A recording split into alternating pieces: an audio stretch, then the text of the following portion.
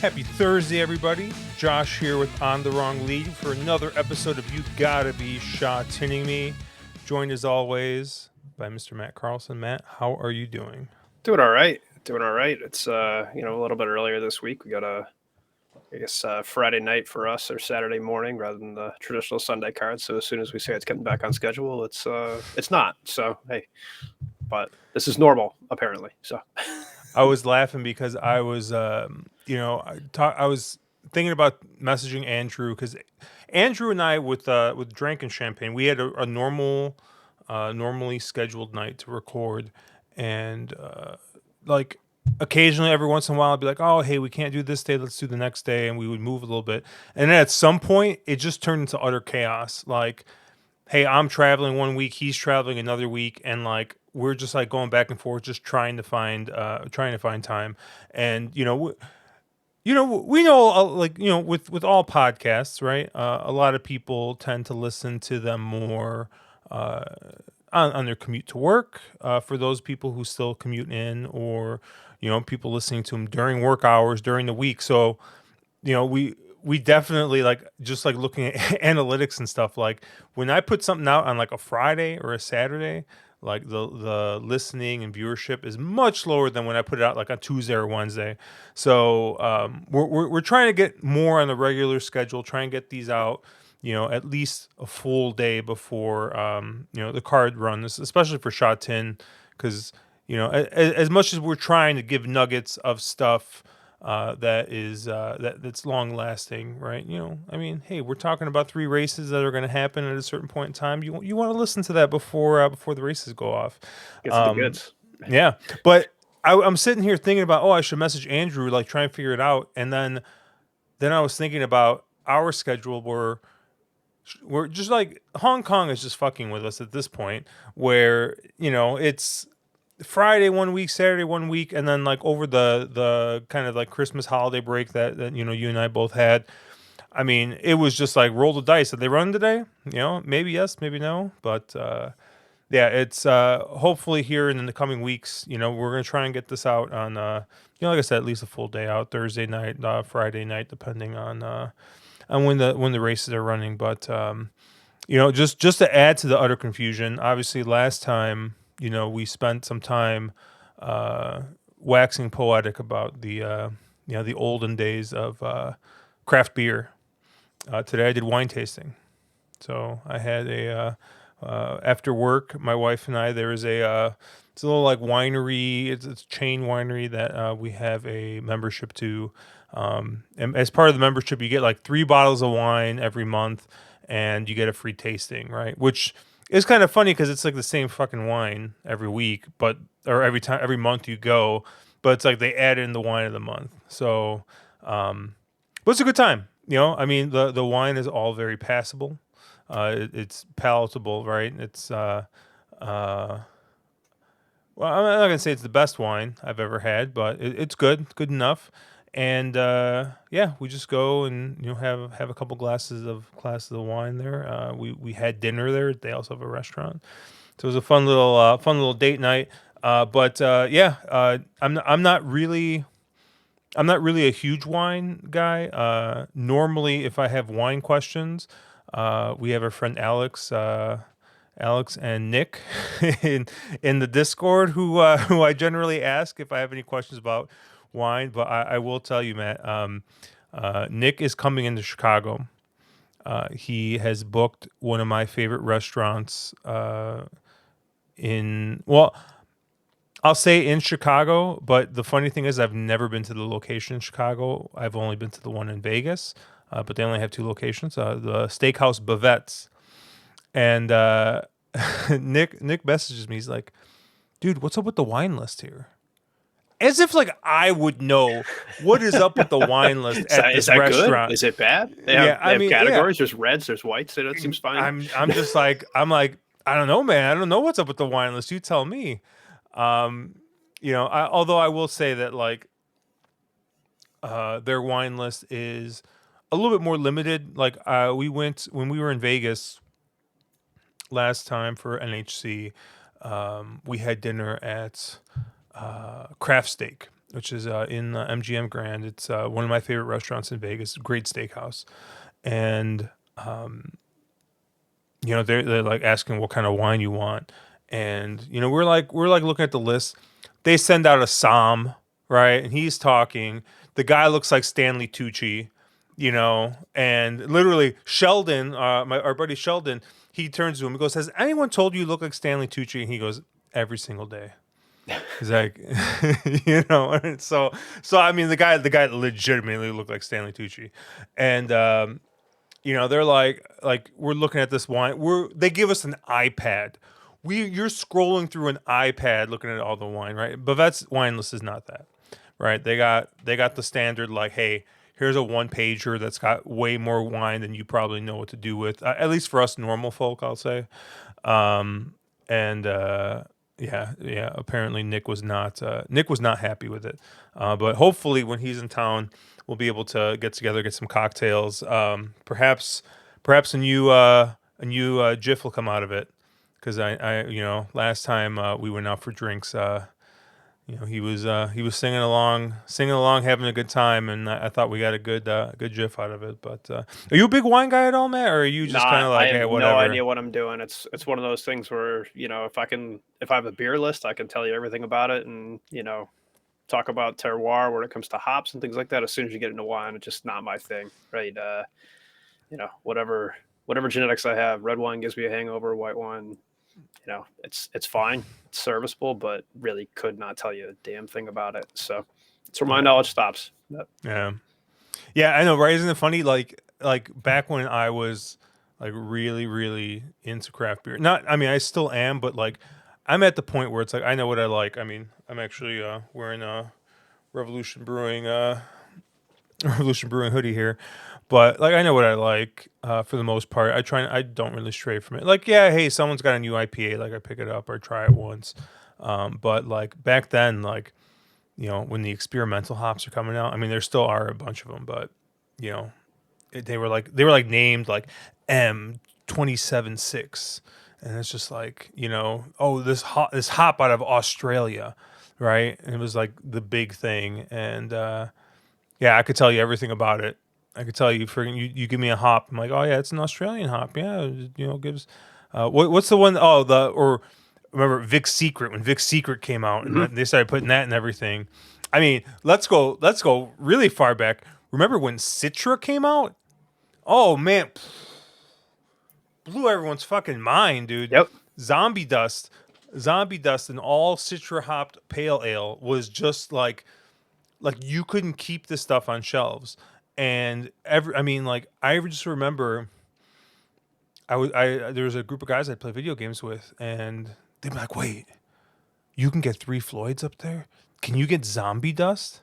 And it's just like you whispered it in hushed tones, and now it's just so funny because it's just like, you know, Yeah, it's everywhere. Brewery by me, New England Brewing Co. was one of the first to put it out, and Fuzzy Baby Ducks was one of the top rated IPAs forever, right? Like it was one of the first to use Citra and be that all Citra Pale Ale.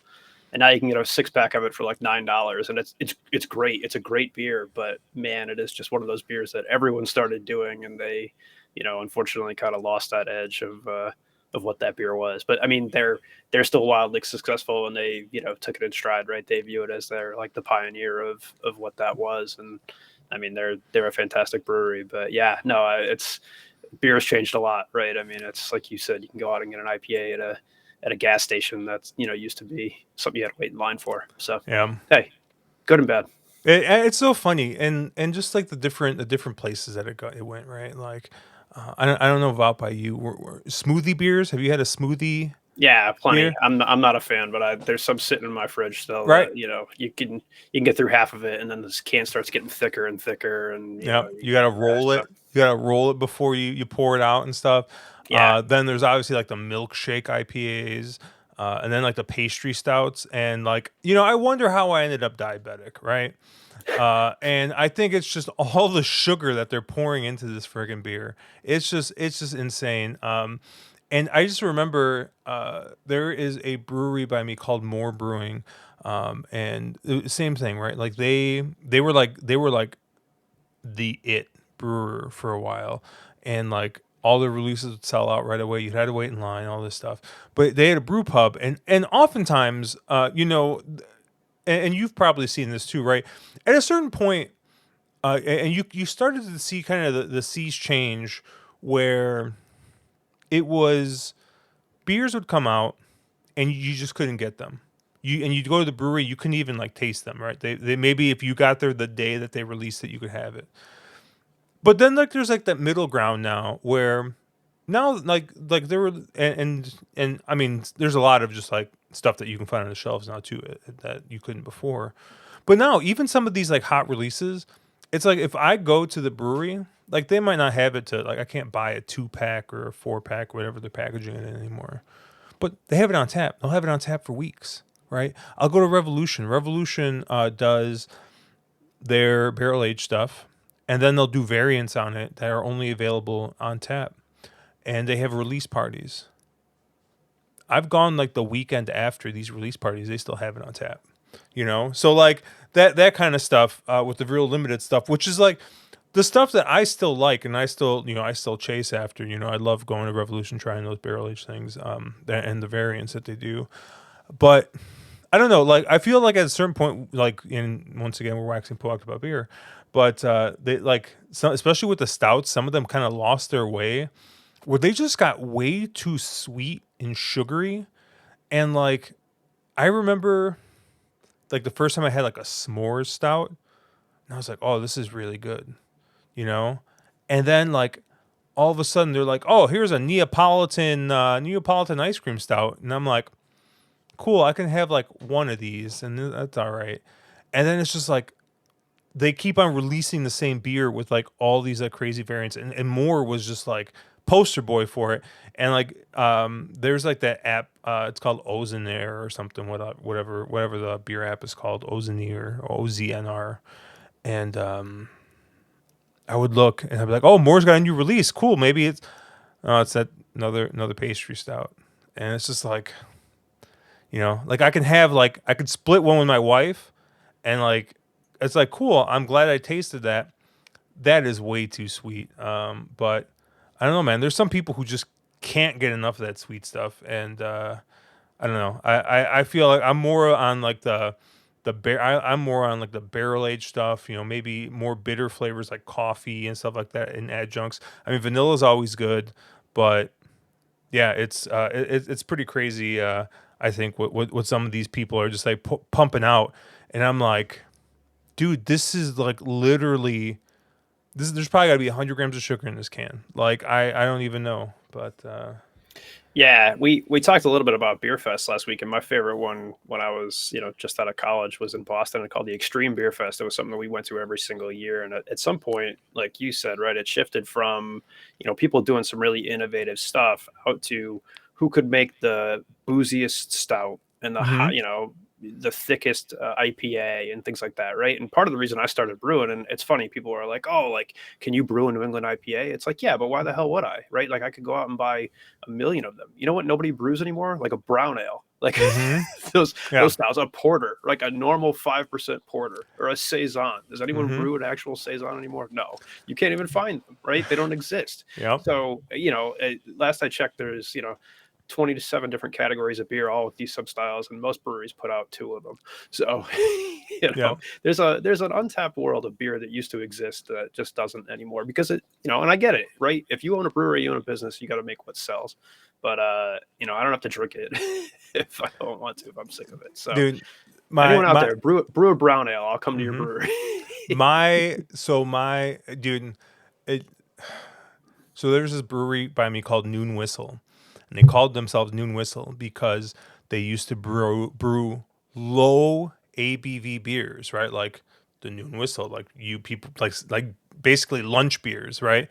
3.5, 4% beers that you would drink. So they would do that. They would do milds. They would do like brown ales, that kind of stuff. And they got caught in the hazy craze, and they hit one that was a winner. Done. All the low ABV stuff no longer. I don't think it exists anymore there. Yeah. All they do are hazies. And like I get it.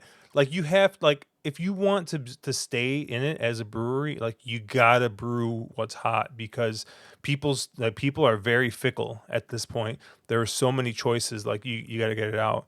But much to like what you were saying, my two favorite things to brew were Belgians, any type of Belgian beer, and like yeah, you can go out and buy, App 12, or you could buy, many other Belgian quads or whatever. But I just loved brewing a Belgian quad. I loved, having, the two cases or whatever you end up getting out of it.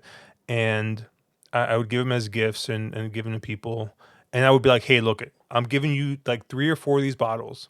Drink 1 or 2 of them now and save 2 of them for like a year from now, and just like seeing how they develop. Like that was always fun to me. And then my other favorite was a cream ale, which if you don't really know beer, is basically like your Budweiser or Coors, whatever type of like lager type beer that you like, but it's just using an ale yeast instead of a lager yeast. And my goal with that always was just to make it as clean as possible. And people are like, okay, who cares? Like, right? Who wants it? Like, hops and all that stuff. And it's like, no, like, you have any idea how difficult it is to get a beer to come out and just like not have any kind of funky flavors in it? Like, it is extremely difficult. Like, and I feel like the Belgian beers we can get away with murder, because like all of a sudden this thing starts coming out tasting like a friggin' banana sundae, and you're like, Esther's like, hey, that's what you want in it, right? You can brew 'em outside. It doesn't matter Yeah, how hot it is or exactly. whatever. There's no But temperature control needed. but like there, I remember for my brother-in-law's birthday, my wife's like, hey, you think you can brew a beer? And I was like, it's like, all right, I'm gonna brew this cream ale. And I got super lucky. It got very cold outside. Like it was like a weird like cold front we got. So I told my wife, I'm like, hey, I'm gonna put this bucket out in the garage. So I brew it, I put it out in the garage, and it was probably like 50 degrees in there. Dude, that thing fermented out as clean as any beer I ever had, to the point where people at the party were asking where he got the beer. And like that's like the greatest thing, right? Because like like I said, we had a picnic tap, people were pouring beers out of it, and they're like, "Oh, like what brewery did you get this from?" Like nobody at any point questioned that this might be like a home brew. And like that's I mean that's the big goal, right? As a home brewer, is to like have someone taste your beer and be like, oh, this tastes like brewery quality beer. Because like always the first couple times you make beer, like it tastes like beer, but there's something a little off. Got that homebrew funk. Yeah. Yeah. So that was like, it was funny because that's probably the last beer I brewed on my own, and so I kind of went out on top, I guess, a little bit. But yeah, I love brewing beer, and I want to get back into it. I think I'm going to start doing it again. I'm going to scale back though to I think the 1 gallon batches, because I want to do the high gravity stuff. Like I said, the Belgian quads, Belgian triples, and stuff like that.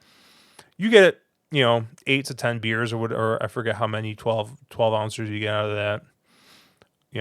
That'll be fine to experiment and mess around with a little bit. But yeah, we'll see. We'll see when that kind of comes around. But before we get into shots in, I do have one last thing I want to talk about. Matt, I got suspended from Twitter today. Congratulations. I got suspended. I got suspended from Twitter today, dude. I could not believe it. So my friend Nico was posting. I think he posted a picture of like something Twinspire sent him, and he's like, "Oh yeah, I made the big time, right?" And it was a picture of like a Twinspires envelope, and right on the right hand side of it, there was like a little like, it's a Dollar Shave Club. So you could tell like he got his like Dollar Shave Club shipment too with whatever Twinspire sent him. And so me being just a troll and a shit poster, I go, oh, how many blades? Like, well, how many blades did he get? And because if you guys know Dollar Shave Club, you can get like the single blade, You can get the triple blade, you can get the 5 blades. There's a different memberships. I send that. Instantly, I get a pop up. Your Twitter account has been suspended due to violent conduct. I'm like, what? And I'm just like, what tweet did I send? Like, what? Who did I upset? And I click, and it's the freaking Blades tweet. And they're like, yeah, you're suspended for 12 hours. So I had to send it over to Nico. I'm like, dude, you're freaking getting me here in trouble over here. Apparently, your Dollar Shave Club got me suspended for 12 hours from Twitter. And he's like, what? He's like, I didn't even see that reply. I'm like, I know they were on me. Like, I'm like, you see all of just like the nasty and vile stuff that people post on Twitter, but I got popped for saying, hey, how many blades did you get? I don't understand the algorithm, but Come on, Elon, pick it up. he's gotta figure it out over there. But all right, we got 3 races here, and taking a look at this, it looks a little chalky to me, Matt. And I know you said that you think this pick 3 might pay $8. Probably something like that. Yeah. So yeah, I think this is going to be kind of a tough little sequence to make money on. But I don't know. We'll see what we come up with. Maybe we differ a little bit here. But race 8, we got Class 3 racing here. We're gonna be going 6 furlongs, 1,200 meters. And I think you got a couple of interesting horses in here. The 4 I Give looks like an absolute win machine. Who last time out, I don't really know what happened. Looked to get the lead. Looked like everything was kind of going their way, and kind of got caught. The notes say it got caught about 30 meters from the finish, and finished 5th by a length and a half. I mean, these shorter races tend to have pretty blanket finishes, so yeah. So I don't know if is the horse kind of going the wrong way. Is the horse need a break? Something happened that race. It was drawn inside there. So you would think kind of should have had the run of it there, but came up a little short. Went off as the 2.9 favorite. And I would guess in this spot might go off favored again. So I think you're gonna get an even shorter price on this 4. And so I don't know. Is this kind of where you were looking at, Matt, or you kind of have the same opinion that this 4 is probably going to be the horse to beat in this spot? I think so. I mean, I think we talked about this horse probably a couple podcasts back, or if not, I think I was against this horse last out just for the reason that it had been running on really forward tracks, right? Like I said, one of the things that I track is how at second call, right? Like what's the average of that day, right? Like where is that horse on average winning, right? And so like if you look, the 3 races or 3 of the 4 races that had won last time was below 3, right? So that means it's a very forward running track, right? So yeah, it's wiring these races, it's getting out, and it's coming home. And so I think it just naturally at some point was going to run into a fair to slow track. And I think that's exactly what happened last time, right? Like the average call went from, it was running on courses that, that call was 2 to 6.5, right? So speed was not good on the 23rd. And, I think it just folded, right? And I think that's probably the only thing you probably need to know. I don't think it took a step backwards or had any, kind of downward trend or anything like that. If you look, they actually kept moving the horse up in ratings. So even they thought it was a good enough race, finishing 5th to add another couple points to it. So yeah, I think it's still probably the horse to beat here. It probably can run out, get the lead. And, again, if the track's playing fair to forward, I think it's going to still be the horse that people are going to kind of drift towards and put money towards. So yeah, I think that's probably one of the natural A's here for sure for everyone. So yeah, I think given that, I might try and get around this horse here in this spot. Part of it, I'm thinking about the horse that's just drawn, or not drawn out to the outside. It's going to be drawn inside of this horse, but the horse that's in number 5 here, Super Fortune, looks to also be a horse that's got a fair bit of early speed.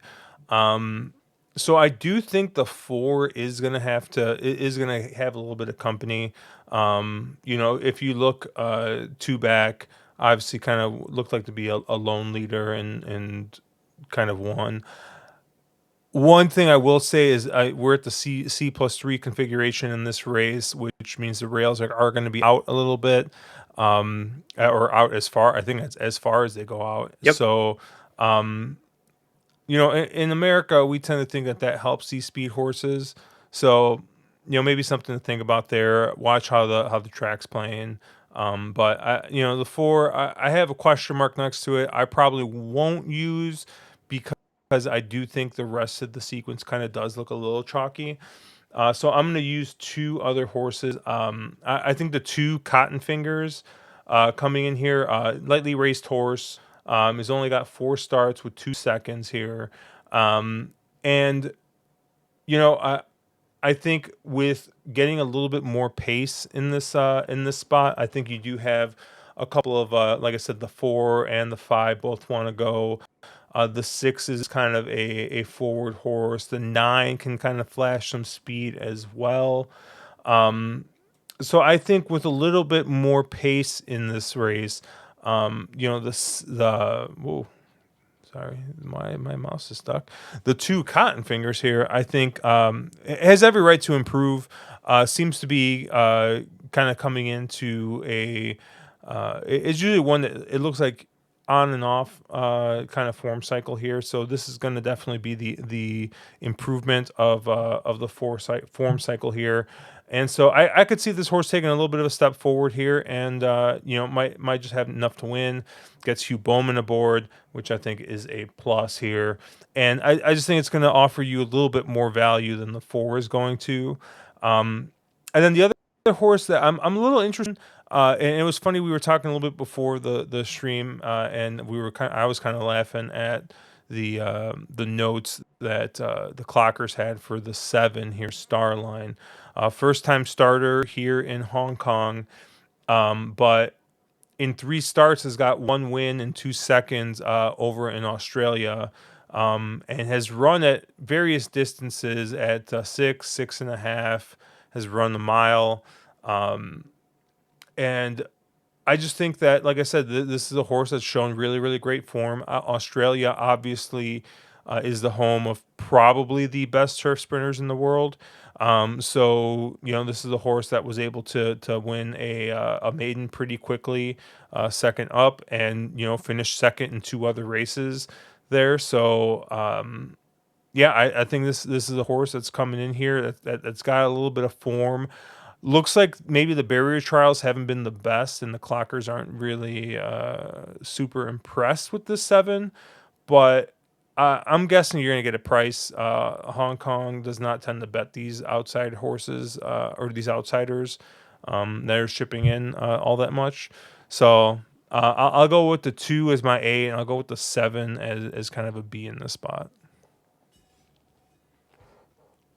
Yeah, no, I like it. I went a couple other places, to be honest, after the 4. I think I agree with you. That's probably going to take too much money. I guess I'll start with the 5, Super Fortune, since you did mention that horse. It actually, I think it draws in off the also eligibles here. That's why you see it carrying a little extra weight than the 4. If I remember correctly, I think this horse was the first alternate and slotted back in. So does carry a little more weight than you typically see for a horse running into the 5 spot. But if you look, that last race was actually one of the races we talked about last time. It was actually an incredibly strong race featuring some horses that I think are probably going to be in class 2 in short order. That's the race that Wunderbar won that I mentioned. And you had another horse like Mugen in there that was really good. I forget the horse that finished 3rd, but that's an incredibly strong field. And if you look at Super Fortune was actually, pretty lone on the lead. And I thought that Wunderbar was going to get that trip. So, to me, maybe that horse has picked something up and can maybe even challenge the lead. Again, do they duel and kind of duke it out? Yeah, maybe the 4 and the 5 kind of beat each other up. But I do think that's an incredibly strong race, and I think it has to give some merit to the 5 just because of the company that it was running against. It kind of faded out the back a little bit, but again, that wasn't forward track or anything, and it held its own. So, maybe worth a look depending on the price that you get. The other horse I thought you'd mentioned that you didn't was where Zach goes. Zach is actually back up riding, and me, I love me some Zach. Magnificent Nine, the 10. If you watch that first race, if you read some of the notes on that, it was said, the first note it says is given a waiting ride. That horse checked bad out of the gate. I don't know what waiting ride means. That horse kind of got pushed back to last. And Zach was kind of forced to sit too wide on that. So he's kind of sitting in the rear too wide. And then it says made good progress and checked at 150. Checked isn't even the right word for it. He got beat to the spot by the eventual winner of that race. He actually ran into the backside of that horse and probably propelled it forward to the extent that the jockey on the 6th that ended up winning that race looked backwards and was like, oh shit, did I screw up? It just total miss, and that horse lost, like it did say, it lost all momentum, didn't really have a chance after that, but it was coming home. It was going to fly home. So I do think this 10 probably takes a lot of money. I do think there's some ability, and especially if the pace scenario does set up, I think it's probably the likely closer in here, and probably to me an A. That should improve just based on trip, if nothing else, in this race. So Love it. I mean, who doesn't like a Zach Purton horse that's not going to be the favorite, right? Maybe it will. Who knows? You never know where the price Yeah. goes. There's some smart money here, so they'll let you know. But Yep. Race 9 here, Class 3 restricted race. So it looks like the ratings are a little bit adjusted for this race here. But we're going to be going 1,600 meters. We're going to go with that 1-turn mile, and this was you look at the 2 horse Chan Chen Glory, and you don't see this super often. You got a horse that, as soon as this horse got to 1,600, just decided, hey, I'm just going to win all these races, and has shown a bit of versatility. I guess if you are a Kieran person or a pace person here in the U.S., you'd call this very much a push button or EP type horse. Hey, if the horse gets the lead, he's more than happy to take it, but I don't think he necessarily needs it in order to win. And looking at the rest of the entrants in this race, I don't see a whole ton of speed. I mean, maybe the 8 did show a bit of speed last time out, and then faded to 13th by 17 lengths there. But other than that, there's just not any other speed. And I do have kind of the sinking suspicion this 2's going to get it all his own way, either on the lead or sitting just off.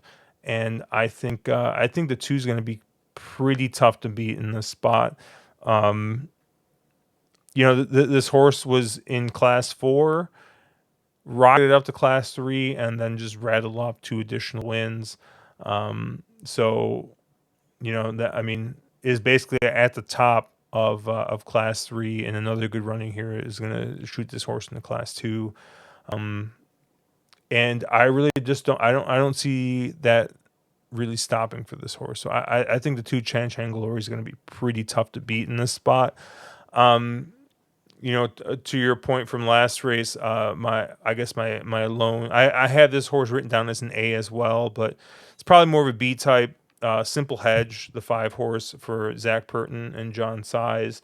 It has a common race last time out with Chan Chen Glory, and was, pretty far back, and made a rally, finished 3rd by a length. You see Zach stay aboard this horse, which it's just always good to see, because like he could basically ride whatever horse he wants at any point in time. So the fact that he stays aboard here, makes me think maybe this horse is still live. Maybe they're hoping that this 2 gets a little bit more pace for one of these other horses. But those are really the only two horses I'm interested in here, the 2 and the 5. What about you, Matt? Yeah, I mean, I think same, right? And a restricted race, just for an FYI, right? They don't run too many of those, but restricted just means it's all 4-year-olds, and they run maybe a couple a year, to be honest. So it's not very often this happens, but right, so obviously this two was beating horses that aren't in that restricted field before this. That means he was beating older. Now he's racing against just 4-year-olds, right? So the quality of that field pretty much goes down. And if you're winning against tougher and now you're facing easier, no reason to think that horse doesn't just keep winning. So, I mean, it's the obvious A. I think it's going to be maybe 1-5 if you're lucky, to be honest with you. And I think, again, the 5 is probably the only potential, pressure to that if the pace falls apart. But on paper, it shouldn't. No, there's no other speed in this race. I tried to come up with a couple maybe C's, and I mean, really scratching for something here. The only horse I think that could maybe try and pressure the 2 on the lead would be the 6, Golden Artie. It jumped poorly, really last out. I don't think it can totally press the 2 on the lead, but scratching at something, maybe it stays closer. It gets a better draw. It gets a little bit of a weight break. Hey, maybe that's something. I don't know if you're looking for it, right? I always think horses that can, show a little bit of speed at shorter distances once they extend out, maybe that means they can get a lead. And with the awkward jump last time, I don't know. Again, I'm really kind of stretching here, but just looking for anyone who's going to want to try and send, and the 6 is the only one that jumped out. The only other horse that I thought maybe you could look sideways, turn your head, and say, hey, I can use this. It'll be the 14 Windicator family. Horses on a really short draw and a really light weight, maybe on the improve, haven't tried the distance before. Sometimes these horses can steal it, right? If you get weight that's that low, hey, maybe the track's playing crazy. It kind of was on, last week a little bit early. Some of those races in the middle of the card didn't really make too much sense. And so if stuff isn't making sense, a good rule of thumb is to take the horse with the best draw, the lightest weight, and hope for it. And that's what this 14 has. So, none of the races look all that impressive, but hey, it's doing something different, and it's doing it at a low weight. So worth a shot. Yeah. And then we're going to close this out here with race 10. Class 3 racing once again. We're going to be on the unicorn distance of 7 furlongs, 1,400 meters here. And I ended up with 2 horses here, but Matt, why don't you go first? Where did you kind of land here? Probably a very similar place to you. I think I'll start with the 5, Massive Action. Again, on paper, this horse I think is low in speed, right? There's not too much pace in this race, and again, if you're looking at a horse that's getting getting a weight break and getting the lead and not getting too much pressure, again, kind of similar excuses to last time for some of those horses running on 23rd. That was a very, kind of slow track. It wasn't really favoring horses on the lead. So it's got a very, pretty decent excuse last time. So, I made 5, Massive Action in A. And then the other horse that, was a borderline AB to me was the 4, Leslie. I think, again, you have the same A there. So, there's a bunch of horses that want to close in this race. I think the 4 is probably the best of them. Those closing fractions kind of continue to improve in successive races. So I don't know if it gets the best setup. I think it might be too far back here to make a run if there's a knock against it. So, typically I don't love horses that are coming with the track and then picking up a lot of weight and then trying to, come onto it. But if it's on the improve, and those fractions do seem to keep improving, to me, it's the best of the closers in there. The only other horse I'll talk about, because, Josh, if you know anything about me, my one, fatal flaw in horse racing is I pick horses and I stick with them, and I will pick some really junk horses and I'll put them in the stable, and goddamn, I will bet those horses every single time. And that is the 11 Flying Mojito. Again, I will go back to this horse until I can't bet it anymore. This is like my magnetron for anyone that knows about that. Probably win one good race in its life. And I will continue to bet this horse. It makes no sense on paper. It probably doesn't have ability. It's never going to come back to what it was last year in form, because it's run 4 successive races and looked terrible in all of them. So I will continue to bet Flying Mojito until it's down in class 4, maybe even class 5, and just continuing to plummet in the ratings. So give me the 11 Flying Mojito as my B in this race. So. I laugh because occasionally, I'll be talking with Caleb, and Caleb's big flaw is that he will bet any horse with the knight in it. Right? It doesn't matter how bad or good the horse is. Obviously, for us Los Al enjoyers, one of his favorite horses that has won races at pretty big prices is a horse called Oil Can Knight, who's run at Los Al, and then I think he ran at like Santa Anita and won at a pretty big price there. And he's just freaking blindly betting this horse. But he always talks about this horse, River Knight, because this horse has ran 71 times, and he bet it. He thinks that he bet this horse probably 50 or 60 of those times. How many wins do you think this horse has? I'm gonna guess probably somewhere around 0. One. 1. Horse has one win in 71 starts. One win, 11 seconds, 5/3. And Caleb's like, he always like. It's funny because right, he's like, oh yeah, I'll bet any horse with Knight. Heck, even that Rat River Knight. I bet that horse every single time, and I think it only won once. And I finally had to fact check him on him, because I'm like, okay, like great, this horse ran like 20 times or something, right? And only ran one once, right? No, 71 times. One This for horse 71's run. a hard line. That's Oh a my tough god, a tough line to look at. man! I will say that nothing compared. See, like I wish I had your follow through and your wherewithal, because there is a horse that was very near and dear to my heart named Jakarta, and it finally just went way too far at one point, and I finally gave up on the horse. And the horse ran like some random stakes race at Parks, and was like 28-1, 30-1 or something.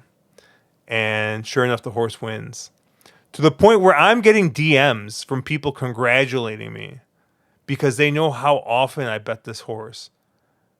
But did Josh bet this horse at Parks when he was 30-1? Absolutely not. I did not bet the horse. And I had to tell all these people DMing me congratulations. Like, well, I didn't bet him. And yeah, it was a tough scene. So all that said, I do agree with you on the 4 and the 5 in the spot, Leslie and Massive Action. I kind of thought that they were a little bit interchangeable in this spot. I think the 5 Massive Action would probably be my top pick, just because of the pace advantage I think the horse is going to get. Once again, we're going to be running on the C+3 course, so it is going to get those rails out a little bit. I mean, you do go back and look last time he ran on this at this course with the rails out. Not exactly anything to write home about, but is getting the 10 pound weight break with the bug board here. So I don't know. Maybe we get with the weight break. Maybe can do a little bit better. Obviously, last time it looked like didn't get the cleanest of starts. So maybe expend a little bit more energy than needed there, and also was just with the rails are a little bit further in. Is drawn okay in the 8 posts. Obviously, you probably want them drawn a little bit more inside, but yeah, I think if the 5 can't get it done, I think the 4 Leslie. Obviously it's tough when you see the horse win that 56-1 to come back and try and bet it at probably what's going to be 4 to 6-1, probably closer to in this spot. But kind of looking at some of these other horses, I tried to get there with the 3, but I just thought the 3's 7 furlong races just did not really inspire confidence. This horse seems like a different animal when going 6. So I kind of tried to get there with the 3. Also, is a Lope de Vega So the older this horse gets, the less likely I am to want to to bet the horse. So and then you got Zach showing up on the one. Horse does not really like to win. In fact, has not won at Shatin in 9 starts, and continues to carry. Is I don't know. This is probably got to be like the most frustrating horse because right, the horse does just enough to keep the weight, but not enough to win. So I mean, the horse has been the high weight, sitting at that 135, 133 weight.